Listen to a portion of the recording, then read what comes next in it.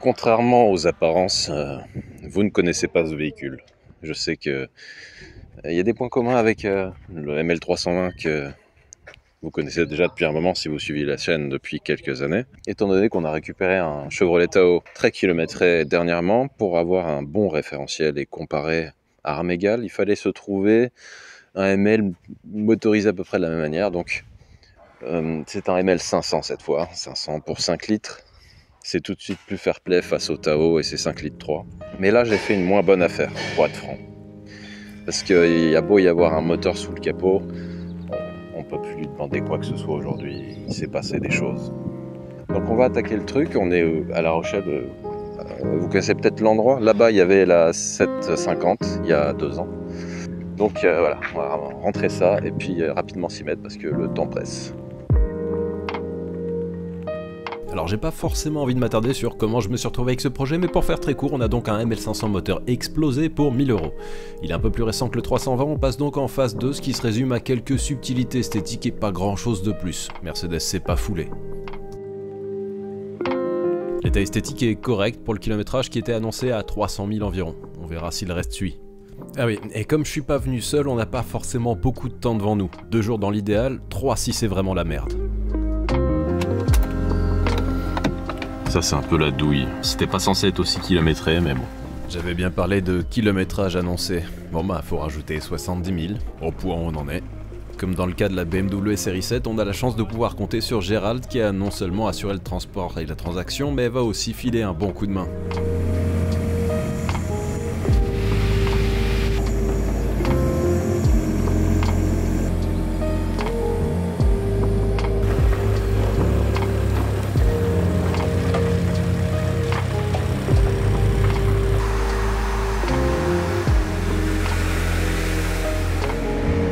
C'est le grand luxe, on va avoir droit à la fosse de nouveau. On peut commencer à tout démonter, à commencer par le capot, même s'il bascule à 90 degrés, ce sera plus simple comme ça. Jusqu'à présent, je savais juste que le moteur était HS, sans avoir plus d'informations. Ah, et ça a pété le carter, merde. Au moins, vous allez voir qu'il n'y a pas trop de doute à avoir sur l'avenir de ce bloc. On voit de l'autre côté. Du dégât, ouais. Il s'est dû faire un bon flop. Vas-y, monte-moi ta main de l'autre côté, au niveau de l'autre trou. Ah ouais, la vois, elle est là. C'est la première fois que je peux faire ça avec un moteur. Donc pour lui, direction la poubelle, puisqu'il semble qu'une bielle ait pris son indépendance.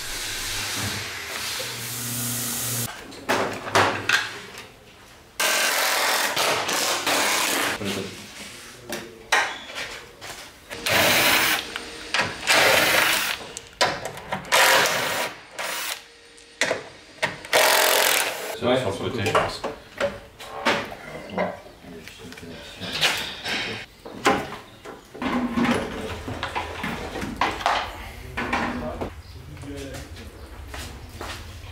Là, on commence à y voir plus clair, mais il reste encore beaucoup de travail avant de pouvoir déposer le moteur. Ouais, j'ai missé parce qu'il y a un mec qui m'a passé une bouille de 12, j'ai dit une bouille de 13. Oui, mais ça c'était C'est un détail. C'était une autre histoire ça. Comme je suppose que tout peut pas casser en même temps, on va partir du principe que la transmission est fonctionnelle. On la sépare du moteur. Et pour accéder à certaines des vis de la cloche, le plus simple c'est encore de passer par au-dessus.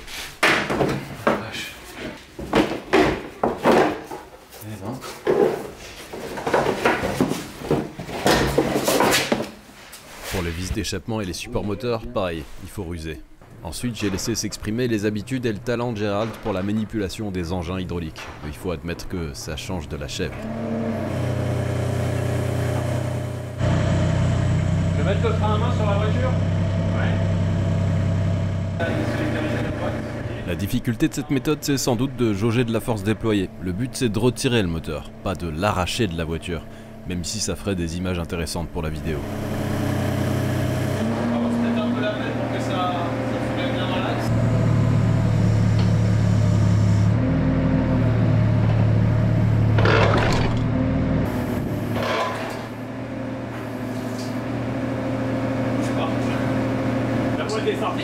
Je crois que c'est le bruit qu'on entend, c'est le fluide qu'il est en train de filer.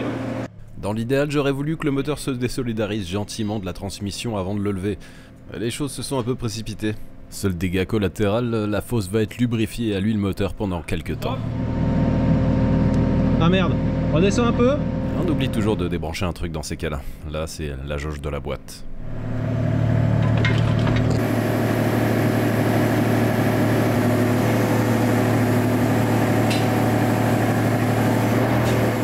Là, on pouvait naïvement s'autoriser à penser qu'on était à mi-chemin du boulot pour remettre ce ML en état de rouler, hein.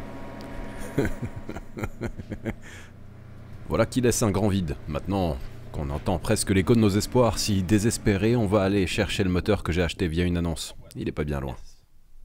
Et là, même si ça fait un moment que j'ai pas eu la dite annonce sous les yeux, je me rends compte qu'il y a un truc qui cloche. C'est pas le moteur que j'étais censé avoir. On passe d'un moteur complet, visiblement démonté d'un ML, à un autre dépouillé de la plupart de ses accessoires, manifestement en provenance d'une classe S des premiers millésimes vu qu'il dispose de l'infâme système de désactivation des cylindres. Et le vendeur? Même pas un mot d'excuse. Il trouvait ça juste normal de prendre une illustration au hasard sur le net au lieu de prendre le sien en photo. Ça fera peut-être une boîte pour la CLK. Et oui, parce que la boîte que je lui ai achetée aussi à côté, forcément, elle vient pas d'un ML non plus. Peint le carter en rouge sur la boîte. Puis il y a un mec qui a soudé une sonde de température dessus. Reste plus qu'à espérer qu'on tombe pas sur d'autres mauvaises surprises. Faut pas le casser lui.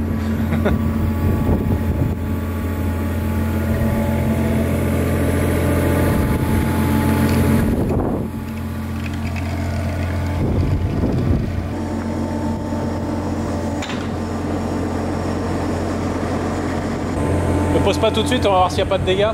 Et oui, parce que quand même, c'est bizarre ces taches d'huile sous le carter moteur. Faut vraiment avoir confiance parce que là, c'est la réparation, c'est pas juste une petite fissure quand même, hein. Il est cassé en deux. Donc non seulement c'est pas le bon moteur, il manque plein de pièces, et en plus le carter est explosé et rafistolé à la pâte époxy. On va monter le carter inférieur du moteur HS. Là on a beaucoup de chances que les dégâts soient confinés au bloc.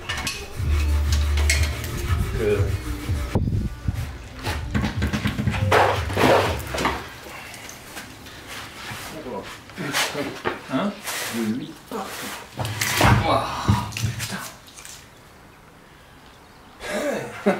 Il y en a encore, hein. Mais c'est toujours comme ça, on pense avoir tout vidangé, et il y en a toujours des litres qui sortent de partout.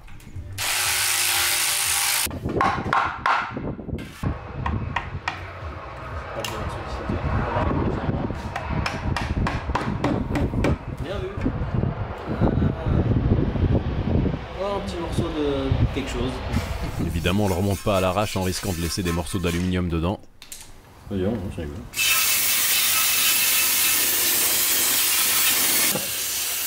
Tu parles des moteurs qui sont vidangés tous les 60 000. En parallèle, on va s'amuser à transférer tous les accessoires vu qu'il manque quasiment tout avec des trucs pas franchement anecdotiques comme la pompe à eau, ce qui sera pas un détail par la suite.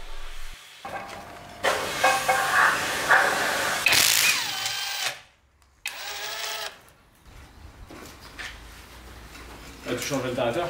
Bah, je sais même pas que je voulais le changer, je suis obligé de le déposer pour pouvoir mettre la pompe à eau en place.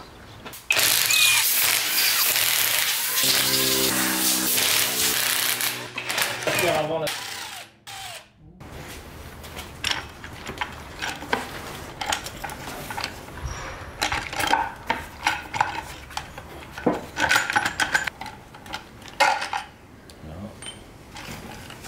C'est bon. Au moins j'avais prévu de remplacer le thermostat, donc j'en ai un neuf contrairement au reste.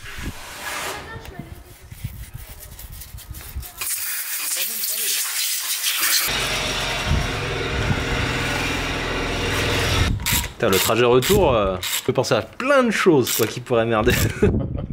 J'ai mentionné la pompe à eau précédemment. Sur ces versions plus anciennes, le plan de joint est différent, il comporte une gorge. Seulement, on n'a pas de joint adapté, on peut donc récupérer que celui du moteur HS en aluminium, donc réutilisable en principe, mais normalement sur une surface pleine et lisse. Seule solution pour pas rester bloqué là-dessus, le joint pâte que m'a envoyé Racing Lube avec le reste des fluides que je leur ai demandé. C'est pas la première fois qu'ils me sauvent la mise. C'est pas la procédure officielle, mais qu'est-ce que tu veux? Ils font pas comme ça chez Mercedes? Je pense pas. Je pense qu'ils prennent juste le bon joint.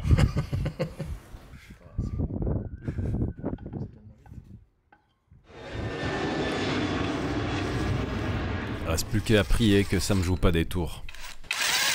On avait quelques galets accessoires à récupérer en plus de ça, mais on est tombé sur des versions avec un téton au centre et on n'avait pas les bons adaptateurs. Donc on a choisi de le sacrifier à la perceuse. Presque. Ça va, ça s'étend finalement. Ou alors t'as des très bons forêts. Moi j'ai une méthode d'usinage extrêmement... C'est toi.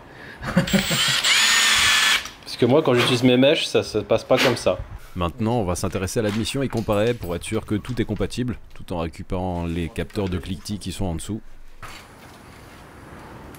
Ok. Autour du nouveau moteur maintenant. C'est bon. Ah, c'est pas la même connexion, c'est bizarre ça. On va devoir changer aussi le papillon. Ah oui? Eh bah ouais, c'est pas la même branche. Et il est quasiment 20h donc, rideau pour ce soir. Le lendemain, on retrouve notre moteur quasiment complet, qui devra retrouver sa place dans le ML. J'avais prévu quelques durées de remplacement pour celles souvent mortes, qu'Autoshop m'a fourni directement sur place. Sauf qu'ensuite, on se rend compte que les problèmes liés à Martin, le super vendeur qui sait pas ce qu'il vend, ne s'arrêtent pas là. On doit aussi interchanger les collecteurs d'échappement, et les supports moteurs, et les supports des supports moteurs. On commençait à se demander si ça allait s'arrêter un jour. Le seul point positif, ça nous a permis d'admirer les collecteurs d'échappement du moteur HS qui a donc quasiment 400 000 km. Les conduits sont légèrement optimisés par la calamine. Le bloc qu'il y a ici, impressionnant. Ouais, celui-là, franchement, il devait pas bien respirer. Soufflé. Oui. À ce point du démontage, on n'a plus rien à tirer de l'ancien moteur. On va pouvoir enfin s'autoriser à la repose de la mécanique qu'on espère fonctionnelle. En attendant, je peux quand même vous montrer les dégâts d'un peu plus près.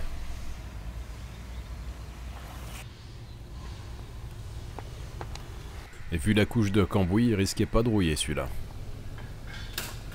Allez, on passe à la repose moteur en espérant qu'on arrive à faire preuve de plus de délicatesse qu'à l'extraction.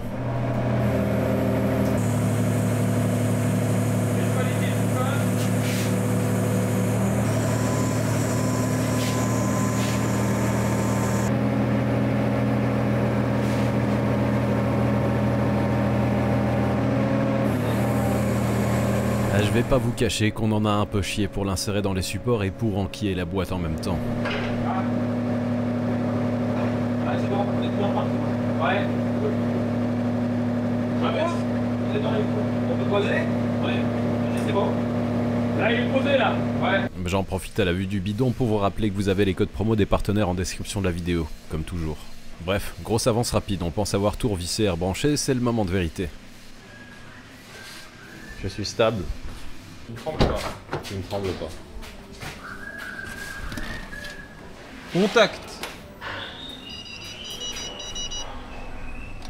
Plusieurs fois contact. Bon bah déjà ça tourne pas. Attends, on a branché le démarrage? Bah oui, normalement il est branché. T'es pas au neutre? Parking. Pas con. Oh là là. Enfin, tu es au neutre. Je suis assez impressionné.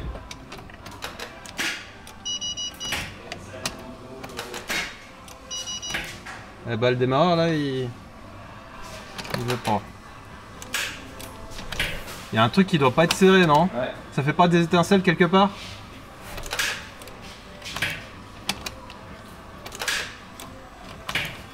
Attends, arrête. C'est lequel celui-là? C'est le plus qui va... Oh. Alternateur, non? Ouais, ça peut avoir son importance. Allez, second essai.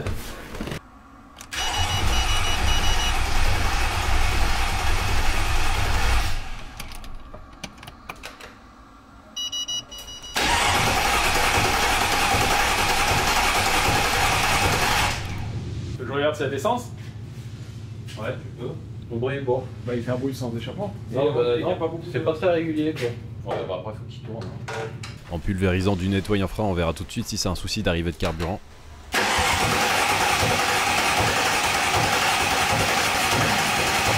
Non, donc on va contrôler l'allumage maintenant. Vas-y.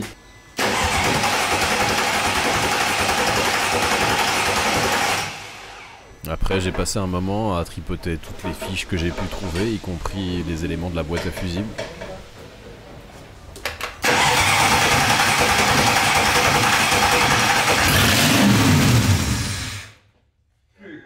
C'est bon qu'il a fait. Oh.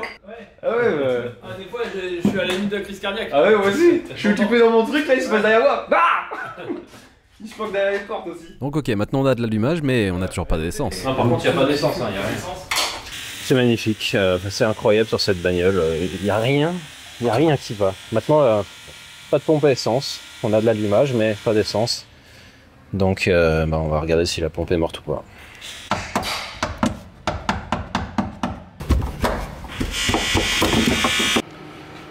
Ah bon bah pompe démontée hein, parce qu'elle est alimentée mais pas de mouvement. Donc je vais essayer de la désassembler puis on va voir si on peut adapter autre chose par exemple. Heureusement un collègue de Gérald avait une pompe générique d'avance qu'on a pu adapter. Oui, du coup, ça va où? Ouais ça a l'air d'être bon. Ah ouais? On va changer la pompe à essence. L'essence là? Ouais. Mais fais encore quelques cycles parce qu'il y a de l'air qui sort. C'est bon. Ça rafraîchit hein, t'en fais pas.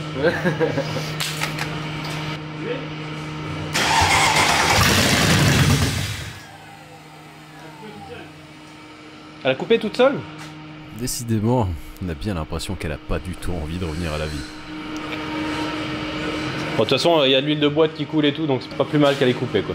On a continué le remontage et à remplir les différents circuits pour se rendre compte que le radiateur et le vase d'expansion fuyaient, chacun au niveau du retour. Sans pièces de remplacement sous la main, on a pris le parti de se débrouiller avec des pièces à tarauder et à sceller à la colle époxy.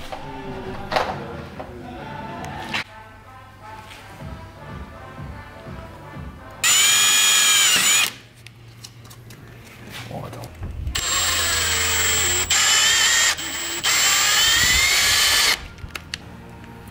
Téflon? Bah pour l'instant on va rien mettre et puis après quand on aura le bon produit on l'appliquera en tartine. Ah oui c'est que oui tu veux oui. On va mettre de la colle bicomposant bien autour et tout, le sceller avec le plastique. Et là ça suffira déjà à ce qu'on puisse tester quoi. Ouais, il va encore s'ajuster hein.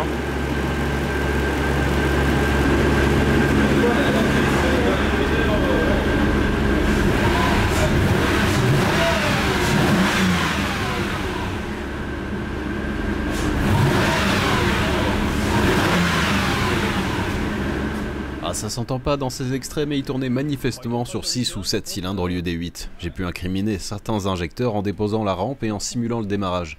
Clairement, certains d'entre eux étaient bouchés totalement ou partiellement, donc j'ai remplacé les fautifs par ceux de l'autre rampe d'injecteur. C'est une allure ça?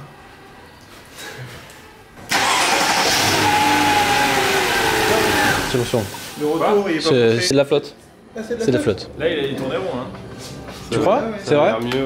Putain. Ouais. Il y a quelques ratés, mais rien à voir avec tout à l'heure, quoi.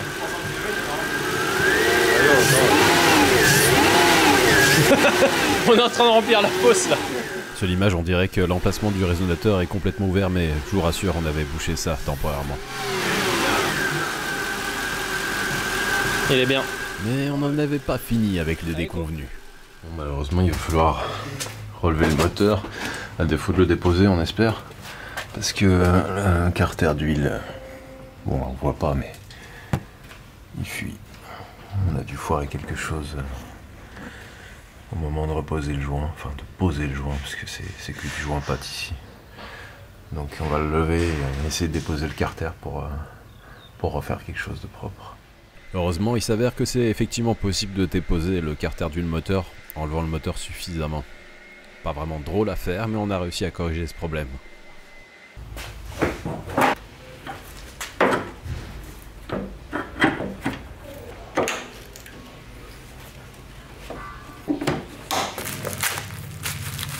Il ne restait plus qu'à remplir le circuit de direction assistée avant de terminer la réparation des éléments de refroidissement qui fuyaient jusqu'à présent.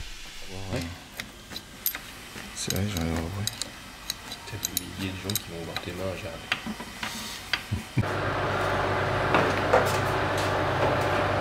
Il était enfin venu le temps de mettre l'engin à l'épreuve et de découvrir toutes les mauvaises surprises qui nous réservaient encore, parce que parti comme ça, c'était pas censé s'arrêter si facilement, non?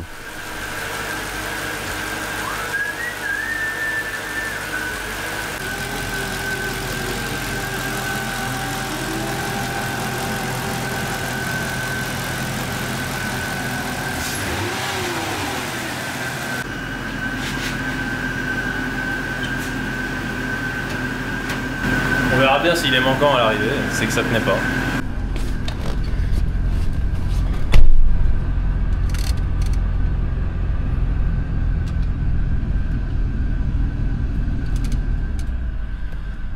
Comme quoi, tout finit par arriver.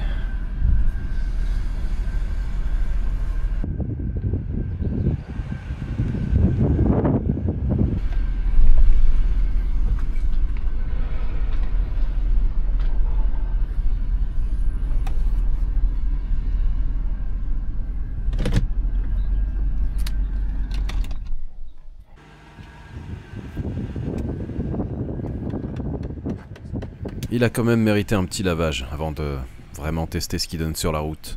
Et avec lui parce qu'à côté il y a le garage qui peut remplir la clim.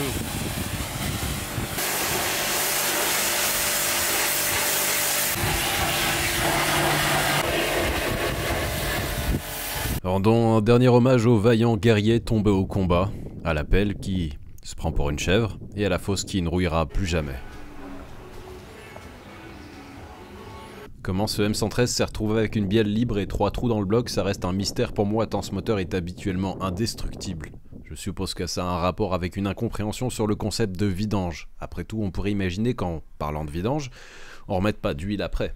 Avec Midas, il vaudrait mieux donc employer le terme de remplacement d'huile pour pas prendre de risques. Et bah c'est parti, premier tour de roue.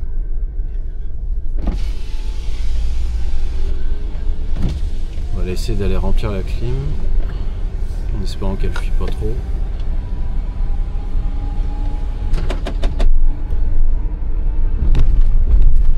La centralisation côté passager, elle a pas l'air de fonctionner. Il y a un truc qui la bloque. C'est grave. Et le rétroviseur électrochrome côté gauche, il a coulé. Mais j'aime bien, ça donne une petite couleur vintage. Il a l'air de marcher normalement. La boîte, c'est correct. Rien de spécial. De toute façon, il roulait quand ça a cassé, donc il n'y a pas vraiment matière à s'inquiéter a priori. Tant de naïveté, ça fait rêver. Ça a été dur quand même ces 3 jours, mais comme on y est arrivé, ça valait la peine a priori. Il reste encore à faire les, je sais plus, 6 ou 700 km pour rentrer maintenant. Je suis curieux de voir ce que ça va consommer ce machin.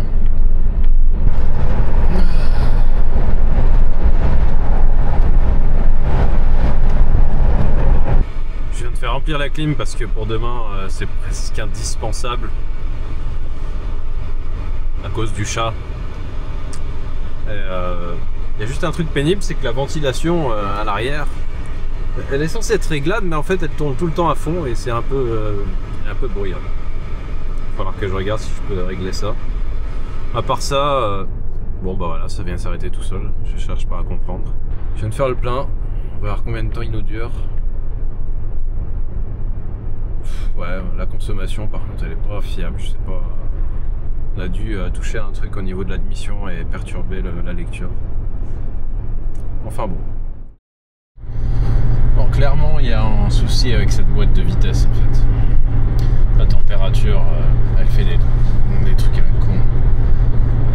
Le passage 2-3 entre les deux rapports, elle patine.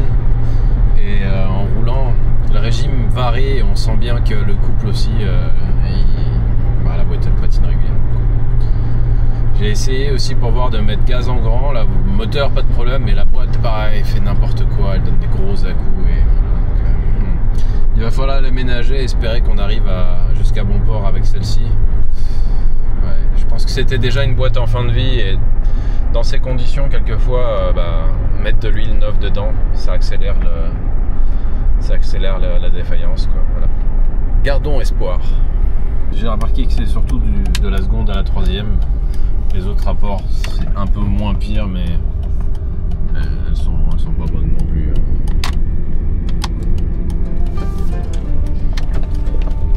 Donc après cette séquence, concrètement, je sais pas si j'étais trop préoccupé par la situation ou si j'ai perdu des fichiers. Mais j'ai pas grand chose à vous montrer de ce qui s'est passé, donc il va falloir me croire sur parole. Concrètement, je suis juste tombé en rade. Ça a pris 2 minutes peut-être entre le moment où j'ai commencé à avoir des coupures, où j'ai vu l'instrumentation qui commençait à se couper à certains moments, notamment l'indicateur de température qui redescendait à 0, certains voyants qui s'allumaient et qui s'éteignaient tout seuls. Et puis après, au bout d'un moment, en fait, j'ai coupé pour passer l'outil de diagnostic. J'arrivais plus à joindre les calculateurs et j'ai plus réussi à démarrer. Il n'y avait plus rien à la clé. Il fallait trouver une solution pour rentrer parce qu'on arrivait au bout du séjour et il fallait quand même se résoudre à abandonner d'une certaine manière. Quand je dis abandonner, c'est-à-dire oublier l'idée de rentrer avec le ML. Le train c'était mort, l'avion c'était mort. Voiture de loc pareil. Donc il restait la solution d'une Fiat Tipo de Gérald. Ou une autre, plus séduisante si comme moi vous avez des problèmes d'achat compulsif. Donc vous savez sans doute ce qui s'est passé par la suite. Concrètement, ça va pas le faire pour rentrer. Donc on va chercher une solution stupide alternative. Mais peut-être pas si stupide que ça. Oui, mais ça va dépanner. Ouais, on va voir. C'est une voiture qui a une histoire, toi qui aimes bien les histoires avec les voitures. Non, puis Clara, elle préfère largement une ML, je crois. Bah ouais. Surtout qu'on a déjà un identique. Ouais, mais c'est dur quand même d'essuyer le premier échec dans ce genre de projet. Là, il démarre, hein, il fonctionne 30 minutes et puis après ça commence à tellement merder qu'on va pas risquer de prendre l'autoroute.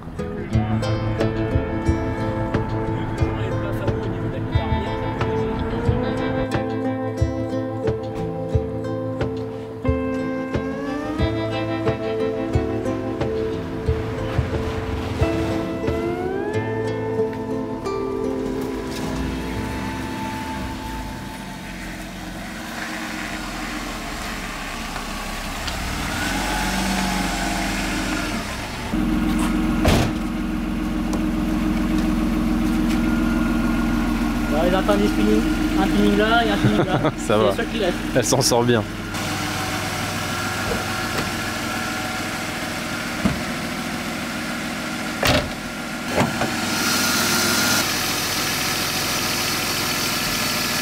Avec le cache. Le cache est dans le coffre. Donc défaut, t'as un trou de rouille ici, boudelle intérieur. Ouais. Donc derrière le phare, on verra. Bon bah voilà, jugé vendu, le retour d'une BMW sur la chaîne. Inattendu. Totalement inattendu, mais voilà. Et puis celle-là va nous occuper un moment, hein, vu la rouille. Mais bon, au moins on rentre pas ni en voiture de loc, ni en typo. Mais bon, moi j'avais rien contre la typo, mais bon, c'est pas la mienne.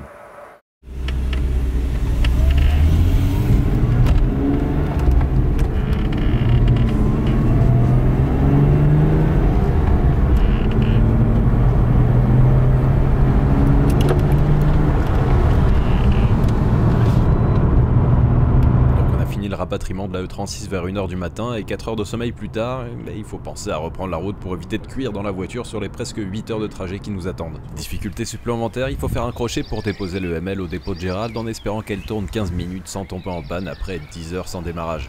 Mais ça l'a fait. Ensuite, on a rencontré une autre difficulté. Une série 3, c'est moins logeable qu'un ML, donc on a abandonné une partie des affaires qu'on avait ramenées sur la remorque de Gérald, qui était venu chercher le moteur de Maserati que je lui ai donné. Ouais, je sais, c'est compliqué comme histoire. Enfin, bref. J'ai surtout tenté de ramener la majeure partie des outils que j'avais pris avec moi. C'est donc partagé entre la déception d'un projet temporairement avorté, qui lui offrait une clim fonctionnelle, et l'excitation d'une autre nouvelle aventure qui commence, qu'on a débuté notre périple, propulsé par 6 cylindres au lieu de 8.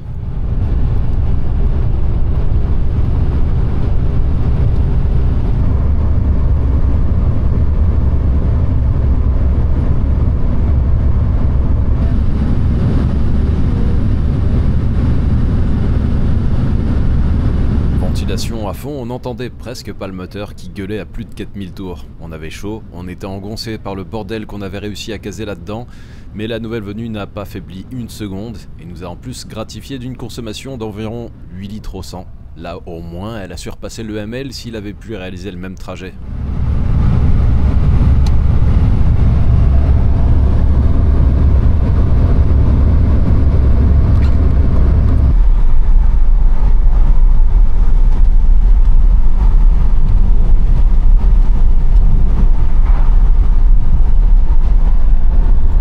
Dans nos montagnes, on passe de 35 degrés à 31. C'est déjà plus supportable.